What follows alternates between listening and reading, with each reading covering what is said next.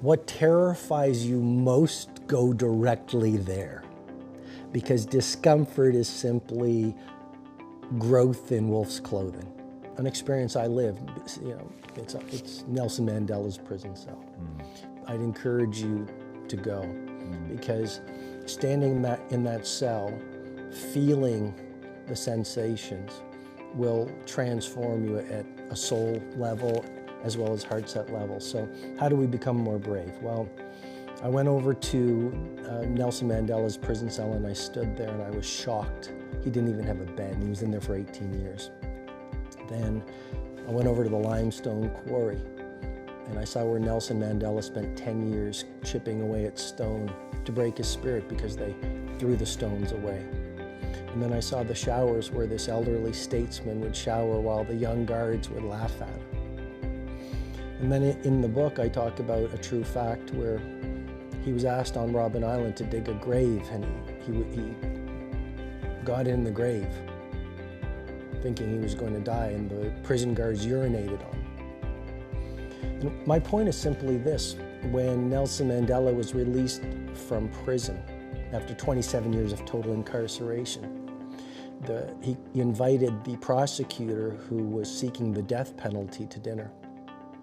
And he invited the prison guard who kept him in prison for 18 years on Robben Island to his inauguration as president of South Africa. And he was asked, why would you do that? And he said, because if I didn't, I'd still be in prison. And my point is to lead and to become a great hero or an everyday hero.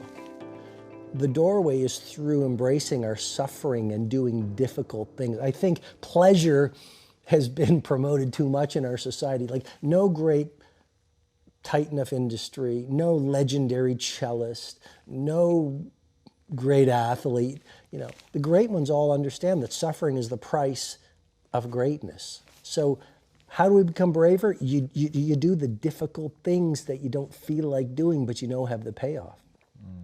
Yeah, the heart set, it's really interesting, and what I liked about it was the way that you talk about, we all have this accumulation of trauma, oftentimes from when we're younger. How do you help people process through that? Like, how you've worked with some really high performers, how have you helped them tap into that? And then more importantly, how do you help them process through that? Is it about reframing the event? What does that look like? Journaling is profound. Do you journal?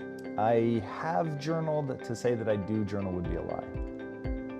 You're gonna love journaling. Like I do it almost every day. I had a show this morning, and then I had to set my intentions for you and all your global followers or viewers. And so I went back to my hotel room. I took a cold shower. I've been fasting a lot, so we can get into fasting because I fasted as I wrote the 5am Club, and that helped massively. And then I pulled out my journal and I sat on my terrace and I literally started writing about my intentions for impact theory. And so how do you move through pain? You journal.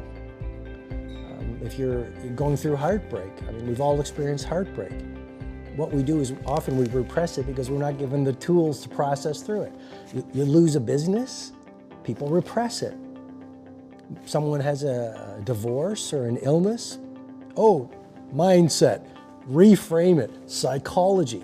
You're swallowing pain, you're swallowing sadness, you're swallowing anger. We're built to feel, right? So writing in a journal, just getting it out. There's actually something in the 5M Club called the journaling deconstruction, because it's not just processing through pain, but to answer your question, that trauma of heart set, you write in a journal, you get it out of your system. Guess what? You don't bring passive aggressive into the workplace. You don't bring sadness or low vibe into the workplace. You're full of your true self in terms of your heart set, which is gratitude, love, appreciation. You know what that does for a business? You know what that does for a human life. So if you're going through a painful time, write that out. Almost every day I write gratitude, but I love great restaurants. And so I'll take the business card, and the next morning I pull out my little glue stick and I glue the business card into my journal, and I relive the experience. Oh, I had dinner with so-and-so. Here's what I learned. I deconstruct it with better awareness. We'll make better choices. Better daily choices, better daily results. Imagine journaling like this every single day.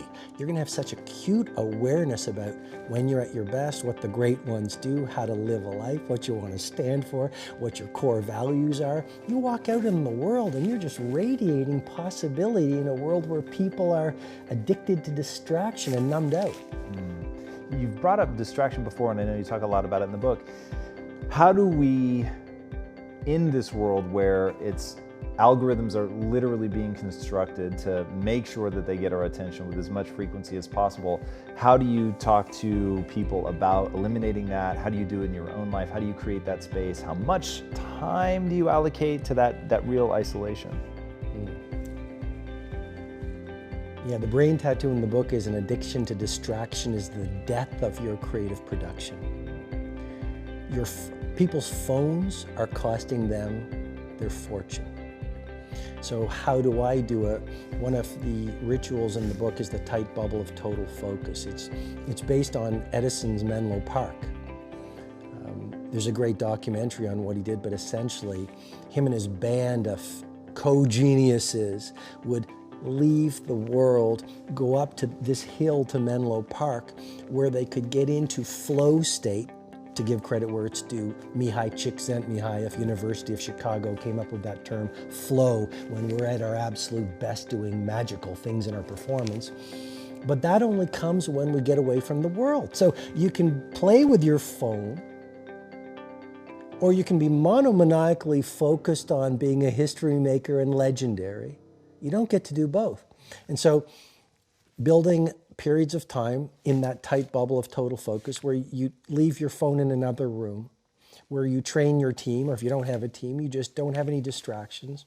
And you ask yourself, what is the one thing I could do that would allow me to go out in the world and bring my magic to the world? The human brain has a phenomenon called transient hypofrontality. The neocortex, as you know, it's the seat of thinking. It's our monkey mind, it's all the chattering, it's the stuff that says, Tom, you can't do it, Robin, you can't do it, what would they think? What if I fail? What if I get laughed at? That's all the neocortex, it's the crown jewel of brain development. Not our primitive brain, crown jewel. But there's no genius in there, and here's what I mean. When we get away from distraction, and we find our Menlo Park, or we go work in a quiet place, and we get lost, the neocortex actually shuts down. That's why it's called transient hypofrontality. For a short period of time, our thinking shuts down. The whole model is in the book. And we actually go from brain waves at beta, down to alpha, down to theta, and maybe even delta. And we stop thinking and we go into flow.